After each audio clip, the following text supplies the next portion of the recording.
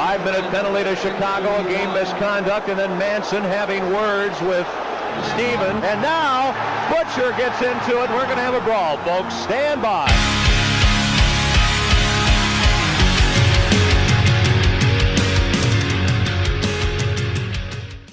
Hey, what's up, everybody? Tyler Cash here. It's another episode of Fourth Line Goon Hockey Podcast. Unfortunately, the last of this season. And, you know, our predictions didn't go great, as you like to remind us on social media. But I'm hanging out, enjoying a nice Topo Chico alcoholic seltzer as per usual. How you doing, bud? Good. Bummed I didn't see a 3-peat and a 4-peat for Pat Maroon, for obvious reasons, being a Blues fan. But more sad that I think hockey's over in general, and now we have this like 3-month waiting period, really, give or take, till you jump into preseason. So, you know, I'm trying to look at it as a silver lining here with Pat Maroon not getting that 4-peat, because here he's gonna have forever the Patrick. Like, he literally will have the three rings, and he'll be Patrick Maroon. I love it. He's got to open up a sports bar in South County called Patrick's. He's got to do it. So didn't go the way we expected, but I mean, as that series progressed, it was kind of hard to argue that the Avs were a wagon. They were dialed in, even so much as Darcy Kemper wasn't really challenged much by the Lightning. I mean, we could go on. There's a lot to talk about, but I mean, when it comes down to it, the Avs just had more depth, which in this offseason, they're going to have to figure out some moves, because they're not going to be able to keep Nazem Kadri. How do you say that fourth line guy, Nabushkin? You know what I'm talking about? Labushkin, yeah. Labushkin. Nuts, dude. Just an insane year. And I think he was like top 3 with like scoring chances in the postseason. And so, yeah, they're going to have to pay that guy. Nishushkin, sorry. Nishushkin. I was thinking of a different Russian. Yeah. Okay. Yeah. Well, he went nuts. But, you have his stats pulled up?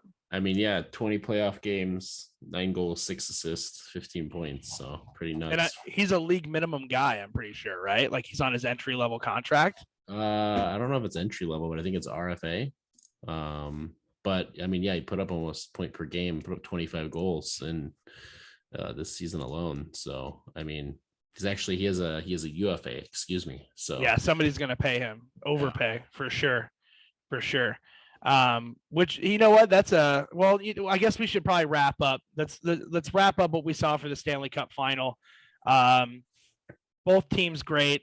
It just seemed like that the Avs were able to push on despite injuries, like that nasty. I think it was him who we're talking about, right? He was the one that broke his toe like in half practically. Yeah. And he needed assistance getting his boot on every period. And then Nazem Kadri said that his like thumb was so mangled that he couldn't even tie his own skates. I mean, don't like the guy, not the biggest fan, but I mean, you got to respect that, because they were able to push through these injuries. And it's not that the Tampa Bay Lightning did not have it in them, but they just won back to back. So at the end of the day, they were like, man, pushing through these injuries wasn't as, I guess, as intense for them. It wasn't as like do or die of a scenario. And the Avs just kind of took advantage of that and pushed on, and they were clearly the better team. Yeah, I mean, you watch, looking at Game 6, it's a situation of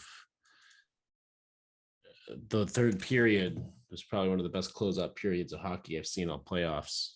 Or the Avs just shut them down, gave them like no chances. The one chance, I think it was 2 shots. Two shots, and one of them, the only good chance they had was that Kucherov one-timer that Kemper got too. But yeah, I mean, it's one of those things too, where it's like, you think about it, like that brutal foot injury, and like they even showed the X-rays later. I think they came out here on Twitter yesterday or today. Like, I mean, I don't know if he would have been able to play Game 7, if I'm being honest with you. It's like, if you get one more game and wear him down a little bit more, who knows? But that obviously didn't happen. And Colorado Avalanche are Stanley Cup champions, which is a weird thing to say. But if there's any grace in it, I think it was the moment after after Makar won the Conn Smythe, because the owner of the team is Stan Kroenke, who I don't think has ever probably stepped foot in a fucking arena for hockey ever until his team's had a chance to clinch. So like right after he wins the Conn Smythe, he turns around, Stan Kroenke like sticks his hand out and he completely ignores him and just embraces McKinnon instead. I'm like, if there's one thing that I can appreciate as a St. Louis fan out of the series, it's probably that. And there's two things, Eric Johnson winning the cup, which is insane that he's still playing. And I think he's like 36. Bittersweet for me of him winning, because like he could have been so much better than he was, and he screwed up his own career in St. Louis with everyone knows about the golf cart incident where basically he was intoxicated, from my understanding, playing golf and flipped over a golf court and tore his ACL, and he was never the same player after the Blues. Oh shit! I didn't even know that. I didn't know that. So that's why I'm. But that video and that GIF of like him like embracing McKinnon, and he's got those tears in his eyes, and he's so fucking happy that he finally did it. And then they let him have the cup. I don't think it was first. Obviously, the captain had it first, but I think he might have gone second. And then they let him take the cup home. There was all those photos of him waking up with it the next day, or I guess not home, but to his hotel room, right?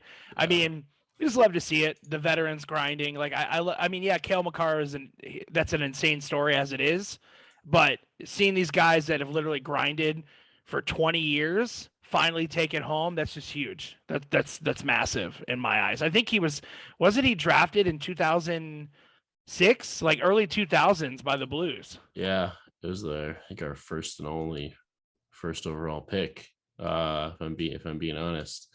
But yeah, it still was frustrating. I might be misspoken. I mean, it could have been a situation where maybe he wasn't intoxicated, but I mean, yeah. I think it was, but it sounds like he sort of got his foot stuck between like the accelerator and the brake, and then twisted it, maybe coming out or whatever the case may be. But either way, I mean, it was just long time ago. Frustrating to see as a Blues fan, like all this potential, I don't know, somewhat wasted to a degree, where he could have been, Petrangelo or somebody like that in his career. But I mean, yeah, I mean, it's always, great to see him win, but just kind of a weird dynamic all in all. I didn't know he was first overall. So to take a defenseman first overall, you do have high expectations for them. And it's something you very rarely see, honestly. Like it's like goaltending. It's usually they go with the centers and the wingers, and then the goaltending is like distant. And then you might have a hot shot defenseman somewhere up there in the top 10. But yeah, first overall, that's crazy. I mean, it's sad to say that fourth overall that year is Nicholas Backstrom. So there's that, which is rough. But which we should talk about that, because he might be out forever. Yeah, he's having that hip. What was it, like a hip reconstruction or some sort of a thing? Yeah. And they said that there were 3 players in NHL history that had ever underwent this particular surgery, and I think only one of them came back and only played like 30 to 40 more games and called it quits. I think the most recent one was Kessler, but I don't think he ever even came back. No, he never came back from it. Yeah. Almost Vegas Golden Knights legend Ryan Kessler. So congratulations to the Colorado Avalanche. If there's one thing I will say to you guys, the merch is awesome. And I love that that Blink-182 was a part of the celebration. I saw that Barstool put out the Turn the Lights Off, Carry Me Home. Like they actually put lyrics to all the small things on their merch for it. I mean, I can't hate on that. And seeing McKinnon loosen up, drink the beer out of the cup, and there was those photos that surfaced of them getting McDonald's. It looked like Grubhub to their celebration. Yeah. Let them celebrate. Maybe this will loosen them up a little, right? I think that's an awesome thing. So congratulations to them. Moving on, and as I mentioned, overpay, and that we were just chatting about that, and this could be something that you might agree with Tommy, or you might agree with me. Him and I kind of chatted it out earlier today, and that is pending RFA Kevin Fiala is heading to the LA Kings in exchange for a 2022 first round pick. That's 19th overall. And also for a defenseman, Brock Faber, who's currently the captain of the University of Minnesota. Yeah, he went to the LA Kings in exchange for that 19th overall pick. Kevin Fiala, yeah. At first, I thought it was bullshit. I'm like, how is Kevin Fiala fetching a first-round pick? Everybody knows that the Minnesota Wild are in literal cap hell. Actually, there's hell, and then there's the Minnesota Wild. There's 30 feet of bullshit and excrement and rock and feces, and then there's the Minnesota Wild. And yet they still fetched a first-round pick for this guy, and I'll let you explain why that actually went down. Yeah, so I would be shocked if it's not the case because it happened so soon. Fiala was an RFA. Ultimately, he's probably looking to cash in. He's 25, 26 years old, and pretty much whoever is going to get him is going to get him long term. And I think that was kind of the play there, with the way that the Wild are sitting at their cap situation. There's no way they're going to be able to re-sign him, so they got to get something for him. And it's like, oh well, it's a first round pick and a solid prospect from the Kings, right? And it's like, well, let's backpedal. What did the Wild give up for Marc-Andre Fleury? A conditional first. So that's for a rental. And now you're talking a first and a prospect for a guy who was a point per game player, potted over 30 goals, that just signed a 7-year deal for 7.8 something or 7.9 million in LA. Just south of 8. Yeah. Which, assuming he keeps up a point per game production and the cap starts to slowly go up here over the next 3 or 4 years, that's looking like a good deal, quite honestly, for them. And you don't know what a mid first round pick is going to end up being. Really, there's high marks for the defensive prospect that they sent to the Wild, which is kind of cool that he plays for University of Minnesota going to Minnesota. I think there's that picture of Kaprizov celebrating with him in the stands, just like unintentionally. But yeah, I mean, it's something where you have to see how it plays out. I think the Kings in the short term get what they want, depending on how the prospect works out, depending on how the first round pick works out. Maybe the Wild come out ahead 5 years from now. It's hard to really say, but Kings have, I think, arguably the deepest prospect pool in the NHL. And, they made the playoffs. They were extremely close on beating the Oilers. It took them 7 games, and, they ran out of gas. And it's kind of a situation where I honestly thought if they would have beaten the Oilers, they probably were going to the Western Conference Final, which is crazy to think how bad the Flames played, right? So, they were that close, and everyone still thought 3 years ago this team was going to be dumpster diving and garbage for a long time, and here we are. They're back in the playoffs, and now they're going to have Doughty back healthy. They're going to have Fiala as well. Byfield's only going to get better. The only downside maybe is goaltending between Quick and Campbell. If it's Campbell, no, I think it starts with a C. I don't know. It's Campbell. Yeah, it's Pedersen, right? Pedersen. Sorry. Yeah. Pedersen. So it's like, they're going to tandem as quick. Cal Pedersen. Yeah. There's the first team. Yeah. It's got the C. Yeah. So, I see what you're saying. And coming from a Knights fan, it's hard to argue that the Kings are doing a great job of rebuilding. They owned it, other than getting rid of Quick, but maybe they couldn't get anyone to take him. He played for what it's worth. He played his ass off in that 7-game series against. He did, and he's a great goaltender that I'll always respect. But he's just way past his prime, and I can't even believe he's been playing this long. Honestly, how many? I want to say he still has at least a year after. This is his final year coming up. Okay, yeah, and you're not going to get rid of him. They're not going to get rid of him. So they're not quite where they're to the point where they're dangerous, but they're not far from it. And I agree with you on that. I was a little surprised at the signing, for the trade for Fiala, because I'm like, wow, they're embracing this rebuild. But also at some point you kind of have to, I guess, cap it off and be like, hey, we need to grow with this team. And Kevin Fiala is only 25 years old, had himself a hell of a season last year, 85 points in 82 games. Yeah, it's with the Minnesota Wild. They were a top-heavy team. Is he going to get these same opportunities? We don't know. We'll have to see. Only time will tell. Of course, they were going to go for full term.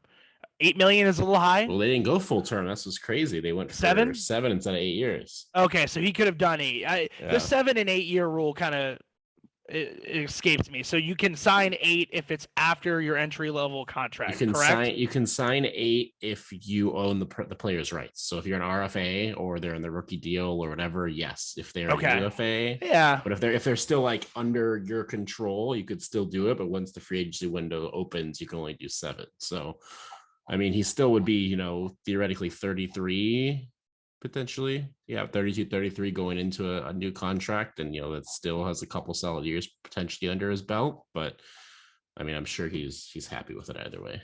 Yeah, I mean, hell of a player. Minnesota's going to have to make moves. I think it's a little shocking they didn't move players like Dumba or Greenway to keep a generational, that's the wrong word, a great player like Kevin Fiala, especially you're going to want him and Kaprizov coming up at the same time. Man, Minnesota does some questionable moves. That's for damn sure. And it's hard to not commend the Kings when it comes to this scenario. Like they just, great moves, great rebuild. And as you said, all that's holding them back is goaltending. Be interested to see. I don't see them being a contender next year as long as Quick and Patterson are their tandem. I just don't see it. And I would imagine they're going to roll the dice to see if Quick could kind of fall back, because I think the idea, right, was that Quick was going to be number 2. And eventually, I mean, Patterson has 5 million, he's making 5 million, Quick's making almost 6. So, I mean, it's one of those things where you're just going to run with it for the next year, I feel like. And I mean, Quick, ideally retires as a Kings lifer, probably gets his number retired there in LA. But I mean, I don't see it being anything more than that. And then maybe you're riding the hot hand into the playoffs, assuming they're there. Beautiful ending. Great career. Obviously, he's got the 2 cups. Hey now, what's up, Goons? Tyler Cash here, and it's time to pause the podcast and chat a bit about our amazing sponsors over at Schlafly Brewing Company. Hockey and beer. Does it get any better? I don't think so. Schlafly has been brewing up some of the best beer I've ever had for many years, and it's officially that time of year for their famous Raspberry Hefeweizen. It's one of my personal favorites.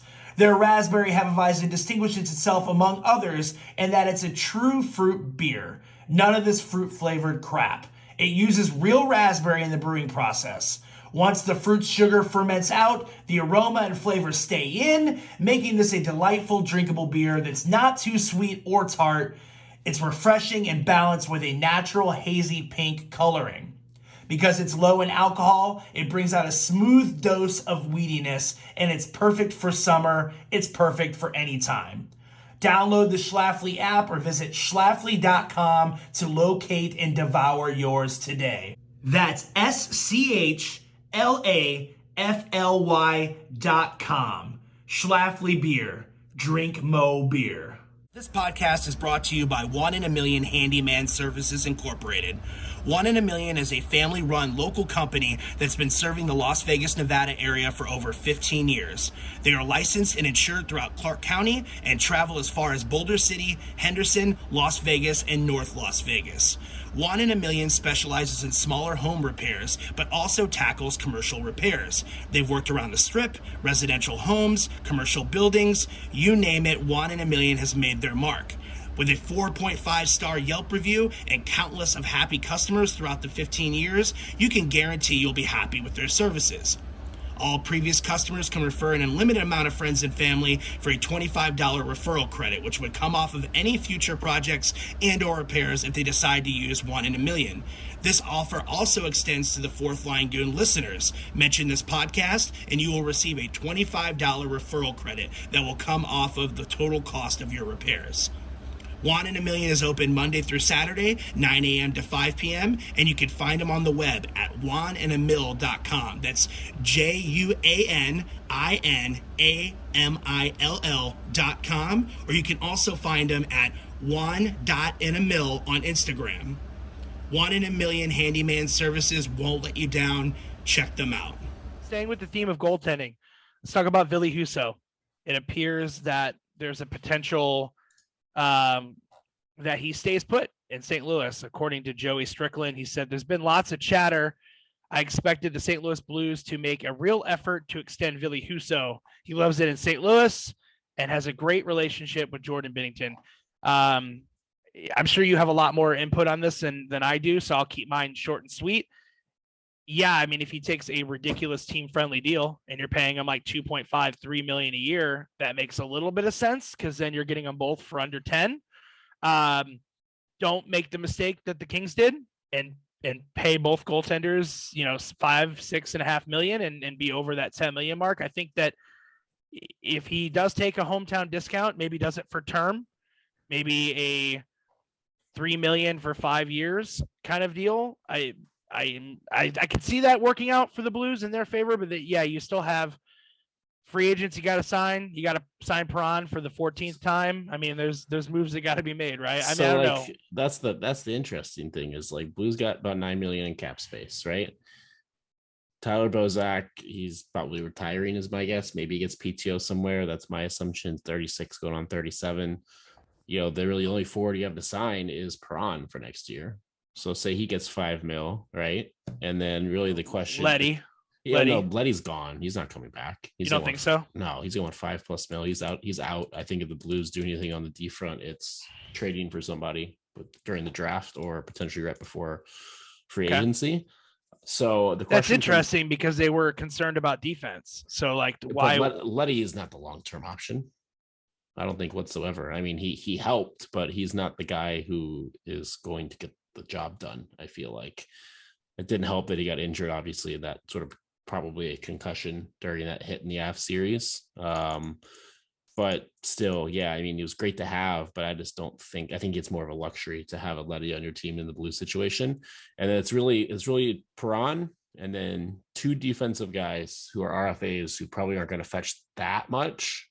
Maybe $1 million each, maybe $1.5 million. They'll leave you a couple mil to get Husso if you don't do any other moves or plan anything else. I mean, it could be a situation.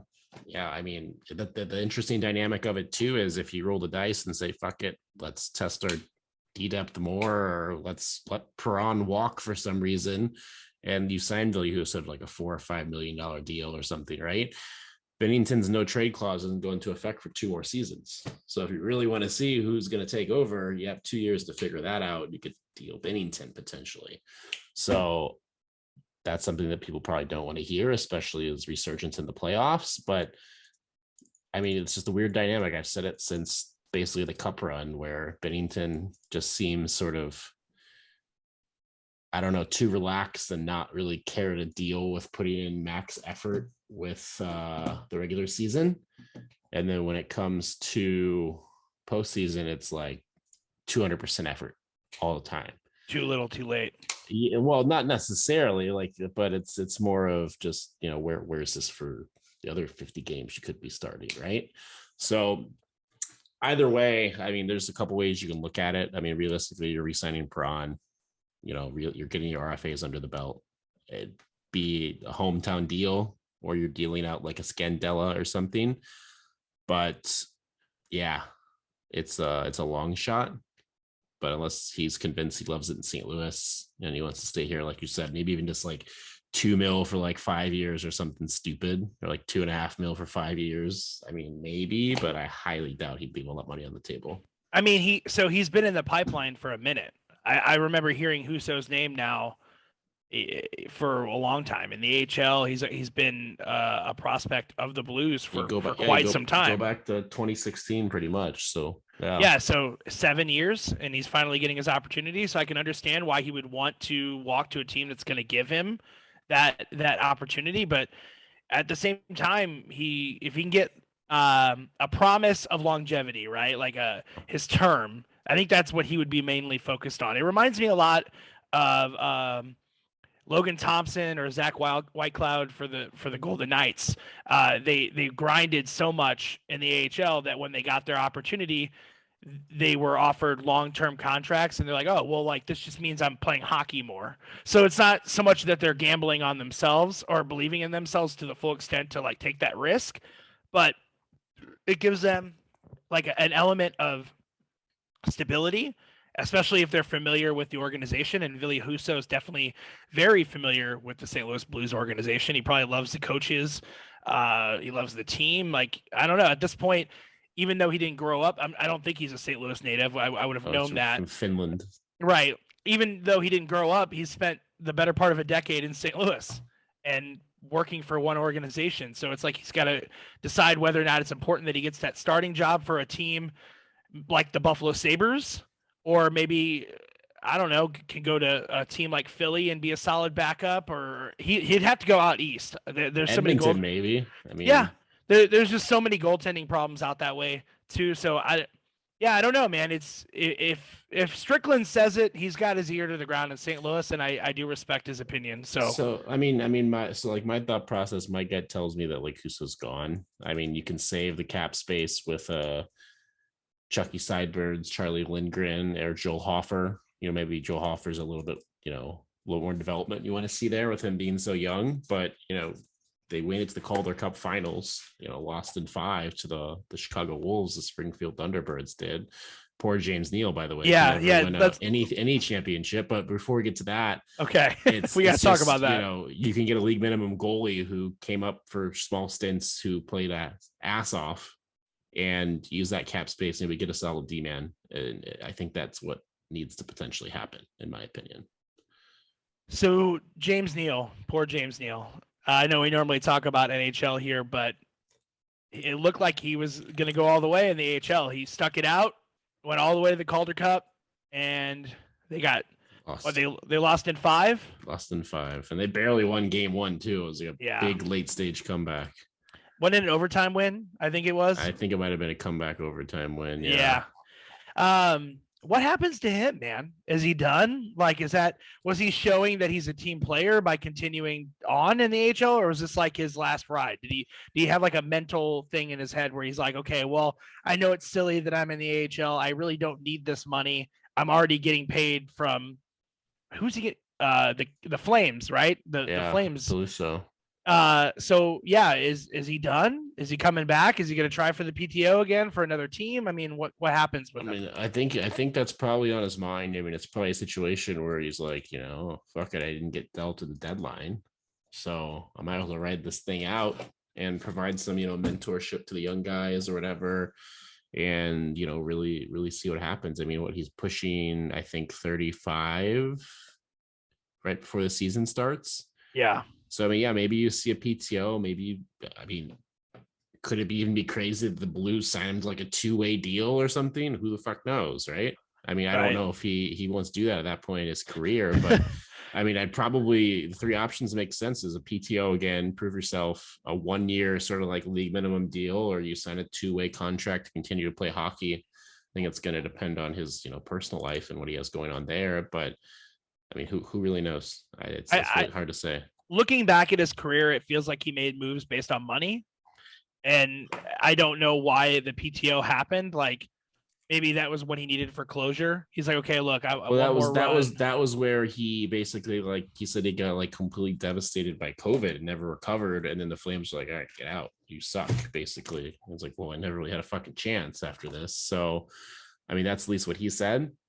I it was the Oilers who bought him out. I mean, either way, because he got that weird swap with like the Oilers. I forget. Not with Cassian. It was with Lucic. Lucic. Yeah, they did a 1-for-1 trade. It's crazy who won that one, right? Yeah, but you know what? Now the Edmonton Oilers could use James Neal. Like, they need a winger because obviously Kane's going to move on. They're not going to be able to afford him. Like, you mean to tell me James Neal as like a 4th line winger at league minimum or $1 million a year is not a good idea? I mean, I understand he's a defensive liability, but so are most 4th line guys, like, right? Like, It's not unheard of to have a guy that is just known to put the puck in the net, and that's about it on the 4th line. I mean, he's made 57 mil almost in his career. I mean, the guy's well off, but yeah. I mean, I would probably, my guts, he's either getting a PTO or a league minimum deal, or he's probably right off at the end of the sunset. I don't see him. Yeah, I think he's playing hockey in the minors. Yeah, I think he's done. I think he's done personally.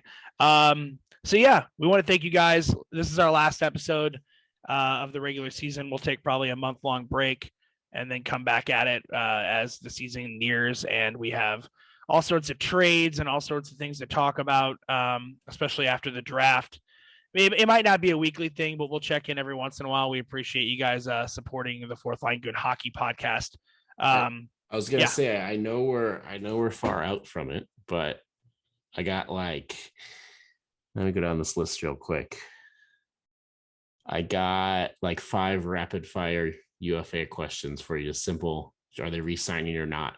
Okay. Right? Okay, cool. We can go back and forth on him. So top of the list of Kenny Malkin, Pittsburgh, re-signing, yes or no? Not with that offer. No, I think he walks. Okay, I say he goes back.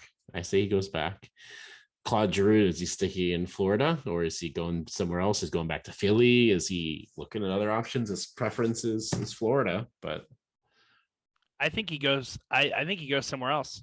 Honestly, it wasn't a deep enough run for him to consider uprooting his family and staying there. And I mean, I know that Duclair had that horrible injury, so they might be able to like ride that LTIR vibe and sign him for 1 year. So if that's the case, yes, I could see that, but I don't know. I think he goes too. Fair. I mean, I think he stays. I mean, I think he thrived there, quite honestly, and they got shit on again with the injuries. The Panthers did. Ekblad wasn't 100%, and some other guys. Goaltending's always a question mark for the Panthers too, but I think he goes back for 1 more year and tries to make it happen for real. So aside from that, down the list, Chris Letang, is he staying with Pittsburgh or not? They're going to pay one of them. Yeah. And I don't see it being Letang. So maybe I do take my answer back. Maybe they decide to come to terms with Malkin to keep. Well, I don't know. Hasn't there been some rumblings? D is in a rough shape. Yeah, Letang doesn't resign. But isn't there been some rumblings too that like, that Malkin and Crosby may not have the best relationship? It's not like we're talking about Marner and Matthews. Like it's not like they're Draisaitl and McDavid like untouchable. And he's shown that he's been much better without Crosby. Like basically he performs better without Crosby in the lineup. So yeah, no, I say Letang stays and I say Malkin walks. So my thought process is I think Letang walks and Malkin stays. Because my thinking is if they lose Malkin, who's a point per game guy when he's healthy, they're probably going to go overpay for some other second line center who might not produce as well as Malkin or have the chemistry there. And I say they probably make some sort of trade splash for a defenseman. That's my take. Last two, I think I know your answer on this one probably, but Johnny Gaudreau, is he staying in Calgary or is he gone? Well, it's either him or Tkachuk, right? They can't afford them both. I mean, fuck. As it stands, they have 27 million cap space almost, but they have a lot of people to sign. Man. No, Gaudreau walks. Gaudreau walks. Yeah, he doesn't stay. Okay. Tkachuk, however, he's not a UFA. He's an RFA, right? No, yeah, he's a restricted free agent. Correct. Yeah, where so Gaudreau is a UFA. Okay, he stays. Gaudreau walks, and Fair. Okay, he's gonna go get his payday. Okay. He needs to change the scenery, anyways, man. Like he couldn't show up for the Flames at all in the postseason. I mean, he had a hell of a postseason. Well, I won't say a hell of, but he actually showed up this year. For the most part, but yeah, I think he walks and Tkachuk stays, and that becomes their priority. Fair. So last one, it's not a yes or no, but it's well. More... What do you think? What do you think? Does Gaudreau stay or leave? Good question. Yeah. Yeah. I mean, it's hard to see him staying, but I think Flames ownership wants to try to find a way, and if that's sacrificing Tkachuk and making him sign a 1-year deal while they get Gaudreau there longer, maybe so be it. That's my inkling. But last one, Forsberg. No, Is that no, it's not. So okay, I think we all were well aware Forsberg's probably out of Pittsburgh, or sorry, Predators, Nashville. Excuse me. Yeah. Switch Pittsburgh talk here. If you could choose realistically where Phil Kessel goes next year, he puts up over 50 points on arguably the worst team in the league. Where's Phil Kessel going? Vegas. Bring him here, dude. It's not far. You think he fits Vegas though? He's a real bad defensive liability. Yeah, and I mean, I guess Cassidy has said that that's a priority, but also like he said he needs goals from his forwards. Like he wants, like especially on the power play. He's not really a goal scorer anymore though. Yeah, that's true. He didn't really have that help. Like, if he was going to have a good season, it would be on a shitty team, right? Like he should have put up 50 points on the Coyotes, so that tells you something there. Yeah, I mean, I would take him on any team. Like, it depends on what the deal is, right? Like, you get Phil Kessel for like $2 million, like or less. I would take that chance, but I have a feeling we're going to kind of get a lot of responses like James Neal. I said the same thing about James Neal. I was like, give him $1 million. Like, I would do that, but these GMs and these coaches see more than we do, I guess, and they take it, especially being a defensive liability. That's a big red flag, and also being like maybe a locker room problem. I don't know. Maybe. So my two takes, I would say, if the Lightning didn't have a Corey Perry and a Pat Maroon re-sign for next year, I would probably say Tampa Bay. With that being said, I think the perfect spot for him would be Edmonton. Replace Evander Kane. There you go. I think it's somewhat replace Evander Kane for that's what I was saying. Deal. That's what I was saying, that like they could use James Neal. Yeah. So if they can't use James Neal, then makes a lot of sense to have him, right? I don't know. That's a good pick. Maybe we're all fucking off, but either way. Tampa Bay would be good. I think that would be good. But I think a lot of teams, I don't know. I guess they just don't see anything. Otherwise, they would have made that move for him at the trade deadline. Maybe Phil Kessel was like, don't trade me. Who knows? No, he wanted to leave because remember his sister tweeted, she's like, big mistake. And because they were willing to retain half his salary for a 3rd round pick for Phil Kessel to add depth to your fucking scoring in the postseason, and nobody wanted him. So that's fair. That says a lot. I don't know. He might be in a PTO situation too. But still, that would have been a $4 million cap hit even with half retained. But either way. Yeah, there were teams that could have pulled it off. Okay, but Philip Forsberg, you said we think that he's leaving. I don't know, man. The recent uncoverings make me think differently. They said that they've agreed to term, which would be max term 8 years, and they said it's just a matter of getting the money right. And I know you said that Philip Forsberg can't fetch $9.5 million, but I think in his mind he does. So my only problem is Predators just got sold, no? Or in the process of being sold. So who the fuck knows new ownership wants to do? Well, they might think of it as a priority. They might, honestly, they might look at him as kind of the face of the franchise moving forward. They have Duchesne, right? They still have him locked down for a minute. So maybe they want to keep some of the guys together, some of the excitement together, because they're kind of nothing more than that. They have Duchesne and Philip Forsberg, and then who's their goalie that's doing insane now? Saros. So those are like the moving forward. Those are like the future of the organization. So I don't know. I kind of feel like they're going to overpay for him, and I think that you're going to owe me a beer. I think they're going to pay him $9.5 million for 8 years, and then I wouldn't pay him that, but I can understand why he would fetch it, especially if they want to keep him there. So yeah, fair. So we want to answer a few questions before we wrap up this episode because we really appreciate you guys. So we're going to rapid answer these as we just did with the UFAs. Once again, fourthlinegoon.com. Find us on YouTube. We're both chatting on Twitter, so we can keep in touch during the off season. We'll come at you, every once in a while, if we're feeling frisky, we'll come at you with a new other episode. And, right before, like I said, maybe like a month from now, when trades start to like kick in and we're getting ready for the regular season, we'll come back at you with a couple episodes. Let's answer these. World Hockey Report on Twitter. Will the Oilers win the Stanley Cup in 2023 or 2024? And if I had to bet, no. If I was able to bet on that scenario, I would say no. Goaltending is a huge issue, and they seem to have a hard on for Mike Smith. And big question mark with Evander Kane, right? So, yeah, I mean, I say no. I mean, it's just, yeah. Sorry, guys. I don't know what to say. Sorry. Yeah. Palat or Paul, if you had to keep one, where does Kadri land? Maple Leafs represent the East next year. This is the Earl with the dragon tattoo on Twitter. So first question, Palat or Paul, if you had to pick one? I would Palat, right? Palat, without a doubt, dude's clutch. He comes in with big goals. I mean, yeah, Paul he's got some promise, but Palat, I mean, he's been with the organization for a while too, right? Yeah. And then if we're talking about Kadri, if there's one team that I think is ready to start adding some pieces, I think it could be the Ducks.